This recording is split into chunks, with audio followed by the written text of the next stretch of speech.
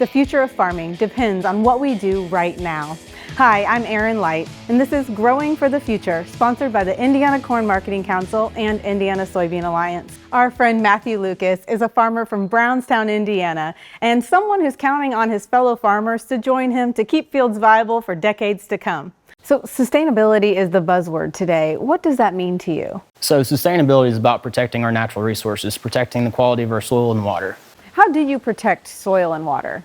So we try to make sure that we put on the right amount of nutrients at the right time, in the right places, and in the right amounts. What are the advantages of using the right amount of fertilizer? It decreases our expenses so that we're not over applying, but then we're also protecting the environment and the soil. We don't want to over apply in places that don't necessarily need it.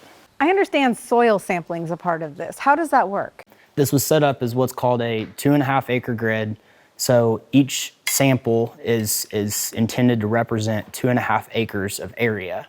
There's potentially a situation where it won't have any fertilizer. On the flip side of that, if there's a spot that's incredibly low, we'll apply a decent amount of fertilizer out there to try to build that up over time. So what are some of the conservation practices that you all use on your farm? So we variable rate apply our fertilizer. We also have some areas where we're no-tilling fields, and then also where we're using a minimum tillage system.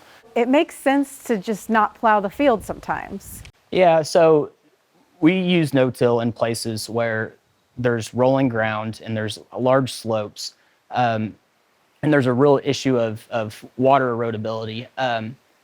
By following no-till, we can help that soil stick together, and then when we get these big rains, it doesn't just wash down the drain. Thanks, Matthew. We're all counting on you and farmers all across the state to continue to do what's right.